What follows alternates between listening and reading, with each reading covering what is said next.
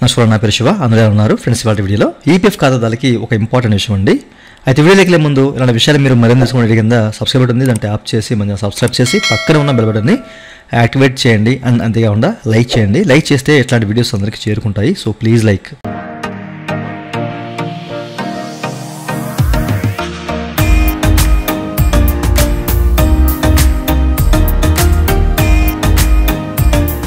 ఇక టాపిక్లోకి వెళ్ళే ముందు ఈపీఎఫ్ సంబంధించినటువంటి క్వరీ అండ్ అట్లాంటి సర్వీస్ కావాలని అయితే కాంటాక్ట్ అవ్వచ్చండి. నా వాట్సాప్ నెంబర్ వీడియో కింద మీకు డిస్క్రిప్షన్లో ప్రొవైడ్ చేశాను. సో వాట్సాప్ ద్వారా మాత్రమే నన్ను అయితే కాంటాక్ట్ అవ్వచ్చు. ఓకే, అయితే ఈపీఎఫ్లో వచ్చిన ఈరోజు ఒక అప్డేటు అదేంటి అంటే, సో మీరు ఇక్కడ చెక్ చేసుకోవచ్చు అండి. ఈపీఎఫ్ఓ అనేది ఒక సర్క్యులర్ 22వ తారీఖున ఒక సర్క్యులర్ అనేది విడుదల చేసిందనమాట. ఓకే, సో మీరు ఇక్కడ చూడొచ్చు. సబ్జెక్ట్ వచ్చేసరికి UN activation and seeding bank account with Aadhaar for availing the benefits under ELI scheme. Last వీడియోలో నేను చెప్పానండి ఈఎల్ఐ స్కీమ్ గురించి.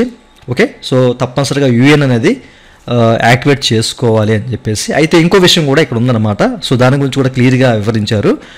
అయితే ఇప్పుడు ఈ యొక్క ఈఎల్ఐ స్కీమ్ కింద డబ్బులు రావాలంటే కనుక, అంటే ఈ ఫైనాన్షియల్ ఇయర్లో ఎవరైతే జాయిన్ అవుతారో, ఎక్కడి నుంచి ఎవరైతే, ఓకేనా, సో ఎక్కడి నుంచి కొత్తగా ఎవరైతే జాయిన్ అవుతారో అట్లాంటి వాళ్ళకి కేంద్ర ప్రభుత్వం అనేది ఈ యొక్క ఈఎల్ఐ స్కీమ్ కింద సో సమ్ బెనిఫిట్ అనేది ఇస్తుంది అనమాట. ఆ బెనిఫిట్ ఏమిస్తుంది ఏంటి, ఎవరికి ఎట్లా వస్తుంది అమౌంట్ అనేది క్లియర్గా లాస్ట్ వీడియోస్లో మీకు చెప్పాను. మన ఛానల్ రెగ్యులర్గా ఫాలో అవుతున్న వాళ్ళకి ఆ విషయం తెలుస్తుంది. ఓకేనా, అయితే ఇప్పుడు యూఎన్ యాక్టివ్ చేసుకోవాలి తప్పనిసరిగా. సో ప్రతి ఒక్క ఎంప్లాయర్స్కి ఈ విషయం అయితే వెల్లడించారు.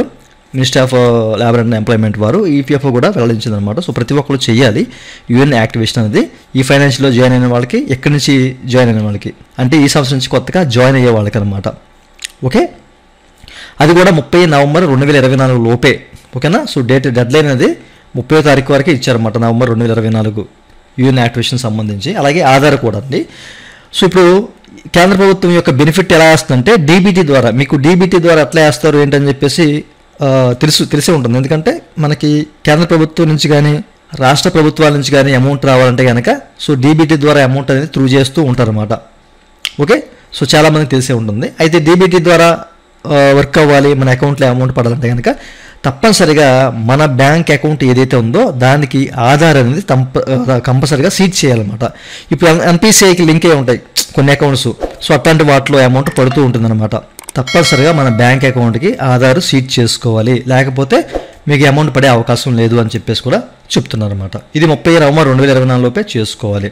ఓకేనా, అయితే అసలు మన ఆధార్కి ఏ అకౌంట్ అంటే ఏ బ్యాంక్ అకౌంట్ లింక్ అయ్యింది అనే విషయాలు కూడా మనం ఆధార్ వెబ్సైట్లో చూసుకోవచ్చు. లెక్క ప్రకారం అయితే మీరు చూడొచ్చండి. ఓకే, ఇక్కడ చెక్ చేసుకోండి. బ్యాంక్ సీడింగ్ స్టేటస్ అని చెప్పేసి క్లియర్గా మనకి ఒక ఆప్షన్ అయితే ఉంటుందన్నమాట. సో దీన్ని క్లిక్ చేసి, ఓకేనా, మై ఆధార్ వెబ్సైట్లో ఉంటుంది, ఓపెన్ చేసి మీరు చూడండి. ఓకేనా, సో దీన్ని క్లిక్ చేసాం అనుకోండి, మనకి పేజ్ అనేది ఓపెన్ అవుతుంది. ఇక్కడ మన సంబంధించిన ఆధార్ నెంబరు, అలాగే ఇక్కడ ఉన్న క్యాప్చర్ ఎంటర్ చేసి ఓటీపీ, మన ఆధార్కి ఏదైతే లింక్ అయిందో మొబైల్ నెంబర్, దానికి ఓటీపీ పంపించుకొని సో దాన్ని వెరిఫై చేసుకుంటే అక్కడ ఏ బ్యాంక్ అకౌంట్ అంటే మన ఆధార్తో ఏది సీడ్ అయ్యింది, అసలు ఏ బ్యాంక్ అకౌంట్ లింక్ అయ్యి ఉంది అనే విషయాలన్నీ క్లియర్గా తెలుస్తాయి అన్నమాట. Okay, so first of all మీరు ఇక్కడ చెక్ చేసుకోండి. ఓకే, సో ఇట్లా ఈ ఆధార్ లింక్ అయిన బ్యాంక్ అకౌంట్స్, బ్యాంక్ సీడ్ అయిన ఆధార్ ఏదైతే ఉందో సో దాని ప్రకారం ఏంటంటే అమౌంట్ అనేది త్రూ చేస్తామని చెప్పేసి డీబీటీ ద్వారా అని చెప్పేసి చెప్పారు. ఓకే, అంటే ఇప్పుడు మన పీఎఫ్ అకౌంట్లో అయితే అమౌంట్ అయితే పడదండి. మన బ్యాంక్ అకౌంట్లో వీళ్ళిచ్చే బెనిఫిట్ ఏదైతే ఉందో ఆ బెనిఫిట్ అనేది నేరుగా మన బ్యాంక్ అకౌంట్లో పడుతుంది అనమాట.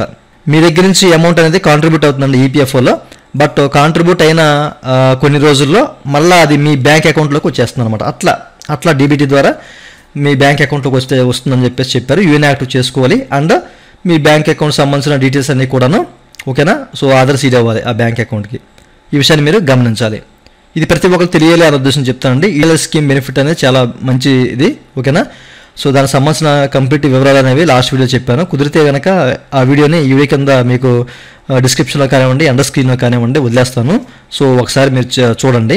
ఓకేనా, సో ఈ ఫైనాన్షియల్లో ఎవరైతే కంపెనీలో జాయిన్ అయ్యారో, అట్లాగే ఎక్కడి నుంచి అంటే ఈ రోజు నుంచి ఎవరైతే జాయిన్ అవుతున్నారో సో వాళ్ళందరికీ కూడా ఈ యొక్క ఈఎల్ఐ స్కీమ్ అనేది వర్తిస్తుంది అనమాట. అందరికీ కూడా వాళ్ళ అకౌంట్లోకి, బ్యాంక్ అకౌంట్లోకి డబ్బులు అయితే వస్తాయి. ఓకే, ఈ విషయాన్ని గమనించాలండి. సో ఇది 30 నవంబర్ 2024 లోపు చేయాలి ఇవన్నీ కూడాను. సో మీరు ఒకవేళ యూఎన్ యాక్టివ్ చేసుకోకపోతే కనుక మీ హెచ్ఆర్ని కాంటాక్ట్ అవ్వండి. ఇదంటే వాళ్ళ వీడియో. ఈ వీడియో మీ హెచ్డీ కింద లైక్ బటన్ ఉంది, లైక్ చేసి మన సపోర్ట్ చేయండి. అలాగే ఇలాంటి విషయాలు మీరు మనం తెలుసుకోవడం కింద సబ్స్క్రైబ్ బటన్ ఉంది, దాన్ని ట్యాప్ చేసి మనం సబ్స్క్రైబ్ చేసి పక్కన అడుగుతుంది. Thank you for watching and జై హింద్.